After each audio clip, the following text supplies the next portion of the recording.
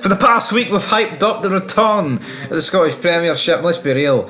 We all knew this game was going to end 0-0. I predicted 0-0. I predicted it would be goalless. I predicted it would be a dross, a horrible affair between these two clubs, man. And that's exactly what we got. And for anyone that actually thought this game was going to be any different than this, I think you need dread looked at. Like, let's be real, right? The old firm is probably never going to get broke again until the end of time. But, you know, Aberdeen earlier, could they not have looked at Celtic and went, Celtic didn't look that good, we're going to try to attempt to lay down a marker here? No. Aberdeen were abysmal today. Livy, I'm not going to bury Livy too much, we know what they are. Plastic pitch, merchants. But yeah, we may as well get into it. We have a shot for Bruce Anderson pretty much straight away. It's dragged wide, it's not exactly brilliant. With a bad tackle. Then from what's Aberdeen's new player? Rubensic, whatever you pronounce it, man. There's a lot of bookings happening early on this game. What I would say is, I think it was a pretty good crowd from Aberdeen's perspective. In terms of Livingston, there was more seagulls in this crowd, and when there's more seagulls landing on the pitch than you've actually got, you know, supporters for your home team, that is quite bad. Livy does not bring in the fans, but I mean, is it really? I can't sit here and pretend that I'm surprised about this. Aberdeen then get two corners, right? And I've no idea who took these first two corners, but they just they hit the first man, right? And I think there's corners where they hit the first man, but they've like decent height, and it's like, well, that's poor. These were literally almost stopping before they hit the front man, the first man.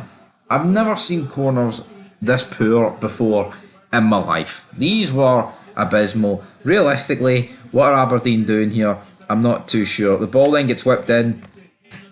Duke gets a header on it. You know what? This is a good passage of play for Aberdeen. I'm not going to bury it too much.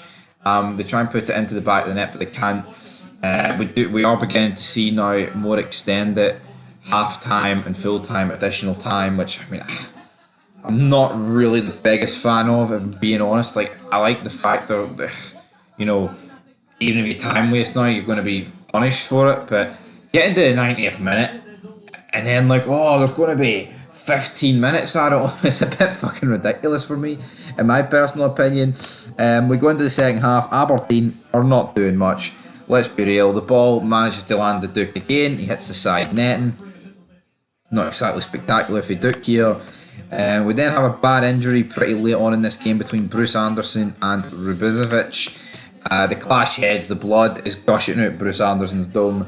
It took a while to get him off the pitch. It literally took about, I'd say, about 7 minutes or so, potentially more. During this, a seagull landed on the pitch. Now, when a seagull landed on the pitch, it's probably the most, you know, entertaining moment of a football game.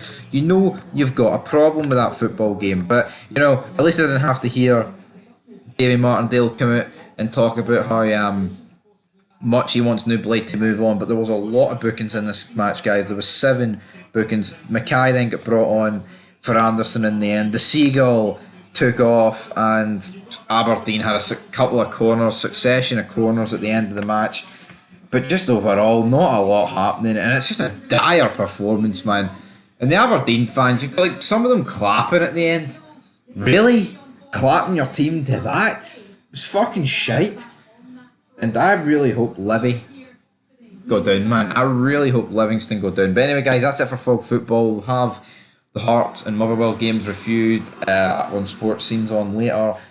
But we all know what's happening at 5:15. Well, I'll say 5:15. By the time you guys see this video, the match will probably kicked off. But it's Rangers against Kelly. It's a new look Rangers. It's a new look Kelly on a same pishy plastic pitch that we've known for far too long, guys. But that's it for Fog Football. Make sure you check out the Celtic review. It was uploaded earlier on. Of course, Celtic won 4-2, but it wasn't for its controversy. Had a lot more controversy in this game. Like, what I would say about this game, as bad as it was a feisty affair. Tackles were getting wung in and all that shit.